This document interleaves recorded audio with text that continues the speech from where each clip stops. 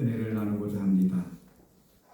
오늘이 제가 삼척 동부교회에서 담임 목사로서 여러분들과 강단을 통하여 만나는 마지막 날입니다. 드디어 그 날이 왔습니다. 제가 아침에 좀 일찍 이제 좀 멀리 있기 때문에 차를 타고 오면서 제가 사실 차 안에서 그렇게 찬양을 즐겨 부르거나 노래를 잘하는 그런 사람이 아니거든요. 그런데 오늘은 차를 타고 딱 출발하는데 우리 조금 전에 부르던 찬양대의 찬양처럼 그 찬양이 제 입에서 저절로 나오더라고요. 네? 모든 것이 하나님의 은혜다 하는 그 찬양을 흥얼거리면서 제가 왔습니다. 이미 올 봄에 시작하면서 예고되었지만 끝은 반드시 오는 것을 알 수 있습니다. 여러분, 이것이 사역의 끝이든지 우리 인생의 끝이든지 이 지구의 끝이든지 아니면 우주의 종말이든 끝은 반드시 옵니다. 우리 인생 결국 주님 안에 있습니다. 우리 13절 말씀을 한번 같이 읽어보겠습니다. 시작. 나는 알파 오메가요 처음과 마지막이라 시작과 마지막. 아멘. 여러분, 이 같은 단어가 3번 반복되었어요. 그죠? 알파 오메가, 시작과 마침, 처음과 마지막. 그러니까 모든 것이 예수님 안에서 창조되었고 시작되었듯이 마지막도 예수님 안에서 맞춰진다는 뜻이지요. 여러분, 제가 이제 교회를 사임한다고 얘기했을 때 성도들도 그렇고 또 주변의 목사님들도 자꾸 저에게 기분이 어떠냐고 물어요. 보통 시원섭섭합니다 이렇게 대답하기를 원하는 것 같습니다. 그럼 저는 어떨 것 같습니까? 시원할 것 같아요? 섭섭할 것 같아요? 사실 저희 마음은 섭섭한 마음은 거의 없고 좀 시원한 마음, 시원하다기보다는 홀가분하다 하는 마음이 훨씬 더 많습니다. 목회자로서 무거운 짐을 벗는다는 것이 글쎄요, 며칠 지나면 후회할지 몰라도 현재의 기분은 아주 가볍고 홀가분합니다. 여러분, 한 교회에서 20여 년을 사역한다는 것이 결코 쉬운 일이 아니죠. 그럼 저는 오늘의 저를 있게 해주신 것은 하나님의 은혜와 우리 성도들이 사랑과 또 인내와 도움이 있었기에 가능하기 때문에 하나님께 영광 올려드리고 여러분에게는 감사를 드립니다. 저의 인생은 아까도 우리 김연아 목사님 앞으로 뭐 할 거예요? 굉장히 궁금해하세요. 목사님 앞날이 궁금해요. 이런 얘기를 많이 하시는데 저는 미래에 대한 아무런 계획이 없어요. 아직. 그렇다고 물론 제가 여러분에게 제가 닭도 기른다 여러 가지 얘기도 이렇게 했는데 그게 뭐냐 이렇게 할지 몰라도 제가 이제 지금까지 살아온 생애를 보면은 제가 뭘 계획을 하고 설계를 하고 이렇게 해서 진행된 거는 거의 없어요. 예? 하나님께서 저를 부르시고 하나님 때에 저를 필요한 곳에 보내시면은 거기에서 사역했고 또 떠나라면 떠났고 그래서 여기까지 왔으니 앞날도 내 계획 속에 있는 것이 아니라 아버지 뜻 안에 있는 줄 믿습니다.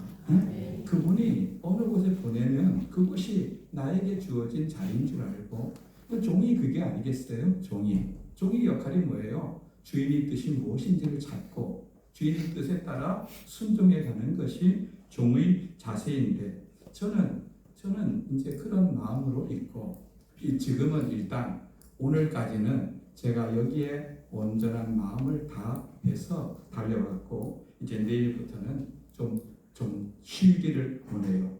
어제 우리나라 국가대표팀이 일본하고 마지막 결승전하고 딱 우승하고 나서 황선홍 감독이 그런 인터뷰를 하는 걸 봤습니다. 앞으로 계획이 어떻습니까? 물으니까 오늘은 일단 쉬고요. 딱 이렇게 얘기하더라고요.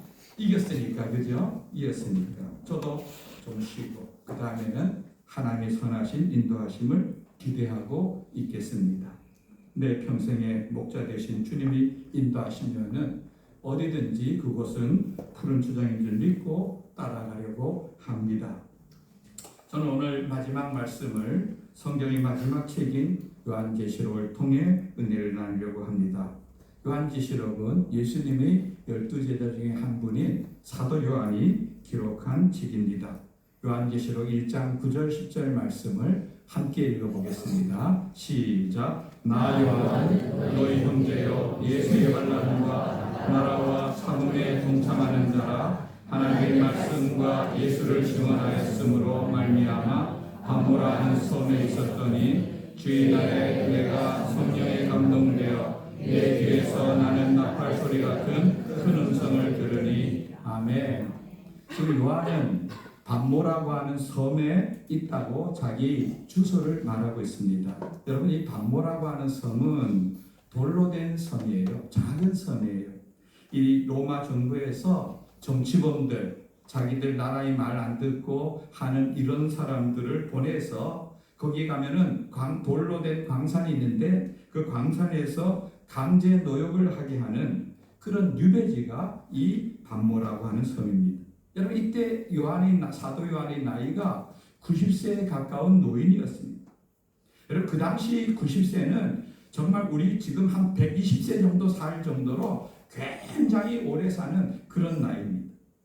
다른 사도들은 역사의 기록에 보면은 예루살렘뿐 아니라 로마, 저 튀르키예, 저 인도, 아프리카 곳곳에 가서 그들은 복음을 전하다가 다 순교하여서 예수님께 갔는데 이 사도 요한만이 홀로 90세가 넘도록 남아서 그것도 편안한 노년이 아니라 섬에 유배되어 강제 노동을 해야 하니 여러분, 얼마나 이 사도 요한의 입장에서는 육체적으로도 정신적으로도 그는 힘들었겠습니다.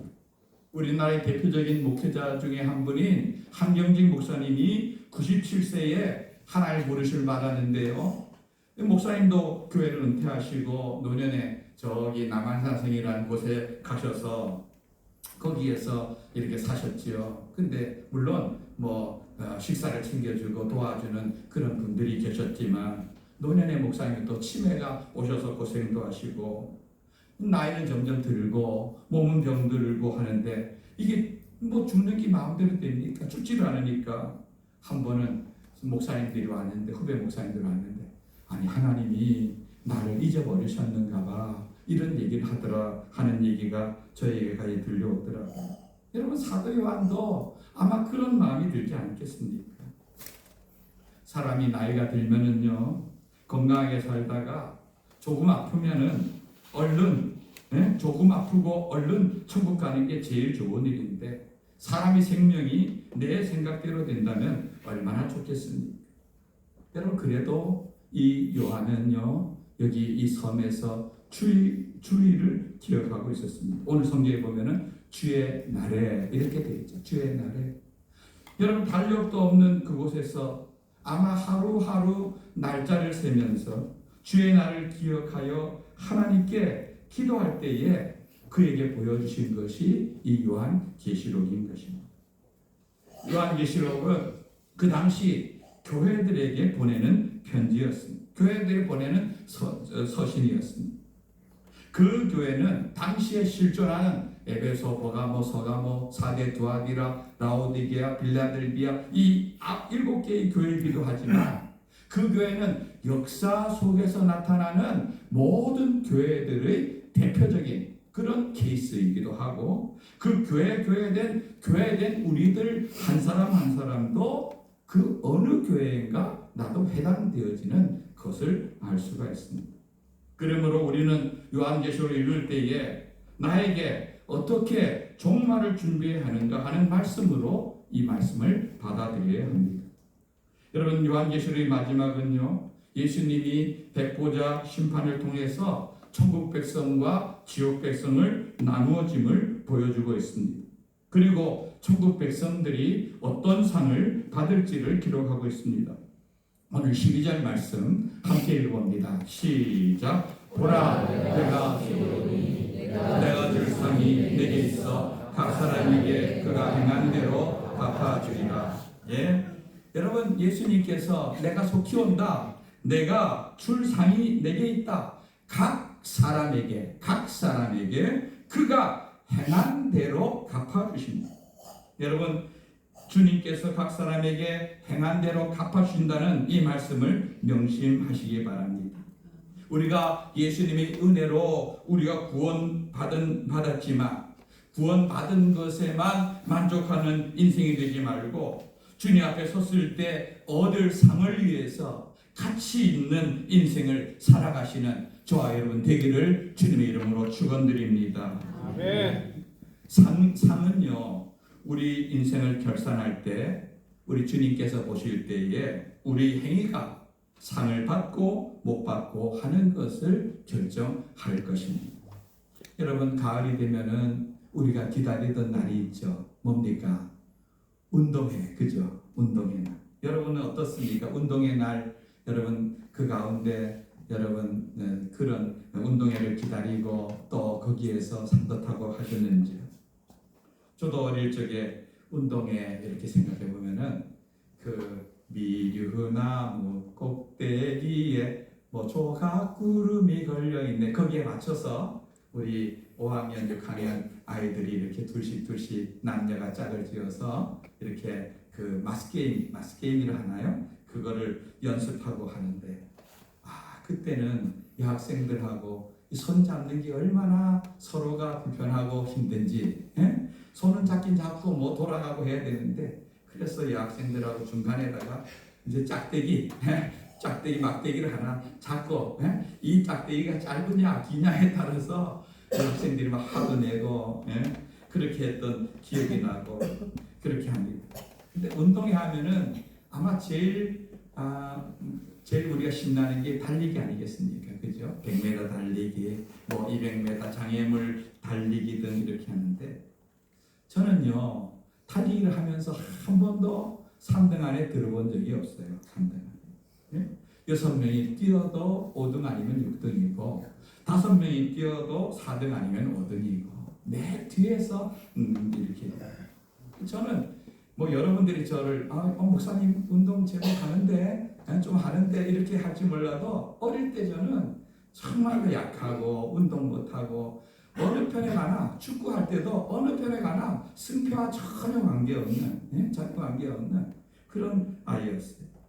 얼마 전에 제가 어머니 뵈러 요양원에 갔더니 어머니가 묻지도 않았는데, 야, 넌 운동회 할 때 어떻게 그렇게 한 번도 등수를 못 뜨니 매일 꼴찌했다고 저를 기억하고 계시는 그런 어머니를 봤는데, 여러분 그 당시 달리기 100m 달리기를 하고 200m 장애물 경기를 하면은 마지막 그 라인을 넘어서잖아요, 그죠? 그러면은 거기 1등, 2등, 3등 앉는 줄이 있어요. 그 줄 뒤에 앉아 있으면은 그 반 전부가 다 끝나고 거기 앉아서 끝나면은 1등은 공책 3권, 2등은 공책 2권, 3등은 공책 1권 이렇게 받아서 오고, 도장도 받고 이렇게 하는데, 저는 손등에 그 공책 한 번도 못 타보고 손등에 도장 한 번도 못 찍어보고 졸업을 했어요. 또 보물찾기 같은 거 있잖아요. 왜 그렇게 저는 보물이 눈에 안 띄는지, 아무리 찾아보고 열심히 찾아봐도 보물 하나도 못 찾고, 뭐 보물 찾아야 상을 얻는데 다른 사람이 2개, 3개 찾아서 그거 하나 주면은 그거 가지고 상 얻고 하는, 정말 어떻게 보면 지질이 못난 그런 열등생이었죠. 그런데 세상의 상은요, 지나 보니까 물론 그때 도장도 좀 받고 1등 상도 받고 하면은 참 좋죠, 신나죠. 그러나 그게 그렇게 중요한 건 아니더라고요. 근데 천국에 갔을 때에 다른 사람은 의의 면류관, 생명의 면류관, 기쁨의 면류관 등 다 상 받는데, 나는 옆에서 부끄러운 박수나 치고 부끄러운 구원으로 천국 입성하는 자들이 된다면은 그때는 좀 부끄럽지 않겠습니까? 그죠? 여러분, 우리 인생, 그런 의미에서 우리 인생은요 정말 가치 있고 소중하게 살아야 하는 것입니다. 구원받은 것이 끝이 아니라 우리 주님 앞에 언젠가 섰을 때에 참 잘하였다, 착하고 충성된 종아, 주님께서 칭찬 듣는 그런 믿음의 성도들 되기를 주님의 이름으로 축원드립니다. 오늘 말씀을 보면은요, 천국에 들어갈 자와 못 들어갈 자를 구분합니다. 14절 말씀 함께 읽겠습니다. 시작. 자기 두루마기를 빠는 자들은 복이 있으니 이는 그들이 생명나무에 나아가며 문들을 통하여 성에 들어갈 권세를 받으려 함이로다. 아멘.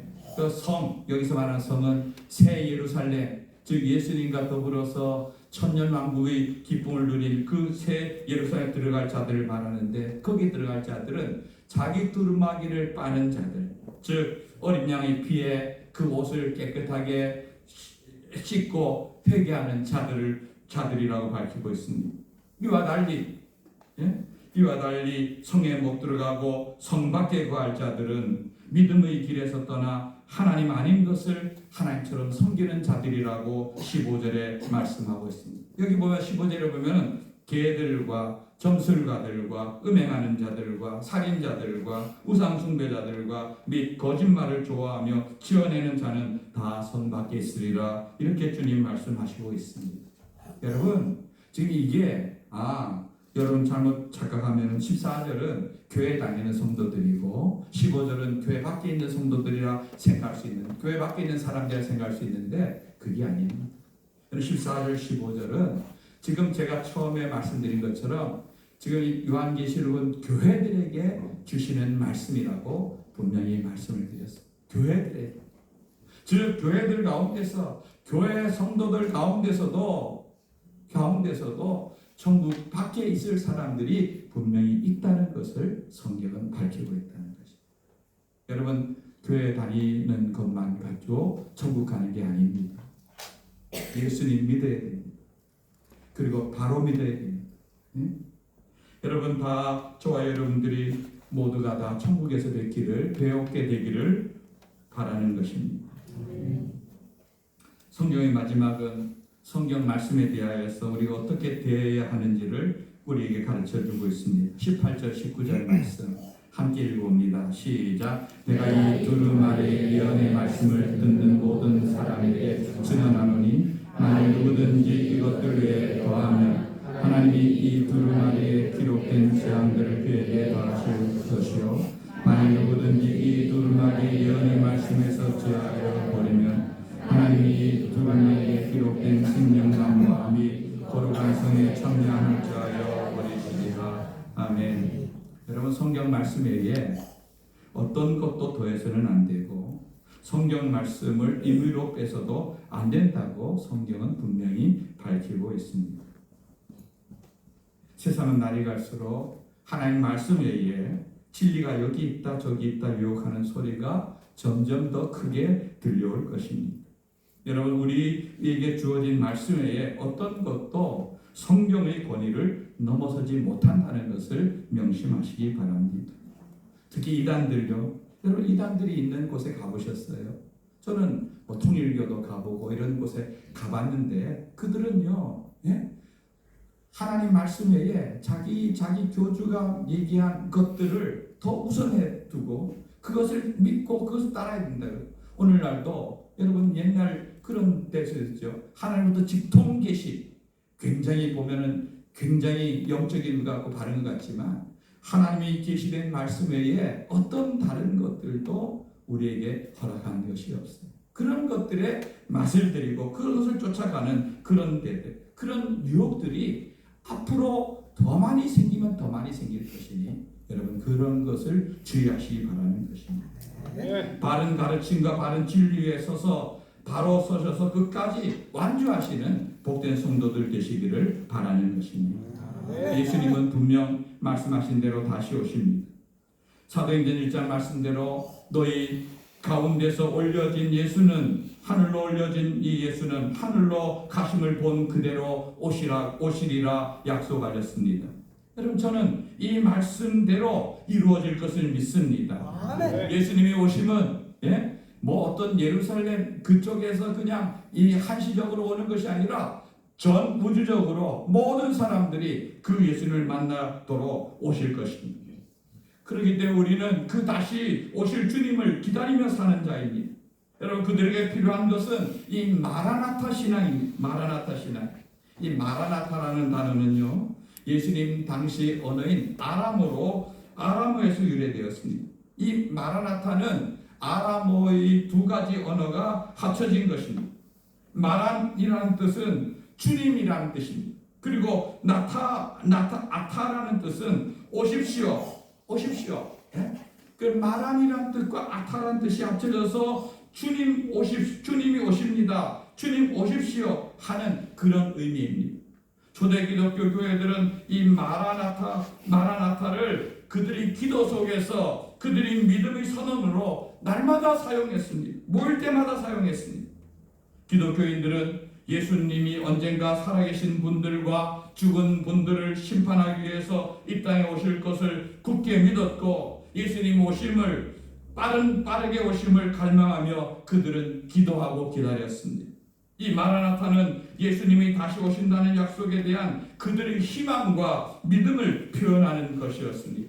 그래서 초기 기독교인들은 집회로 모일 때마다 마라나타, 예수님 빨리 오셨으면 좋겠습니다. 오늘 말씀처럼 아멘, 주 예수여 오시옵소서, 이게 마라나타인 것입니다.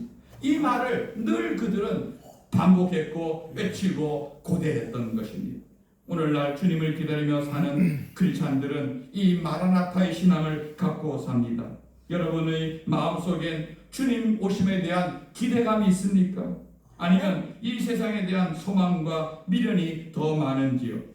여러분, 어린이들이 부르는 찬송 중에 예수님 맞을 준비됐나? 라는 곡이 있습니다. 제가 잘 못하는 찬송이지만 한번 불러볼게요. 예수님 맞을 준비됐나? 진정 거듭났나요? 예수님 피로 내 옷은 있는 보다 깨끗해졌나요? 예수님 맞을 준비됐나? 2절에 보면 이렇게 되어 있습니다. 난 주님 맞을 준비됐네. 진정 거듭났어요. 예수님 피로 내 옷은 있는 보다 깨끗해졌어요.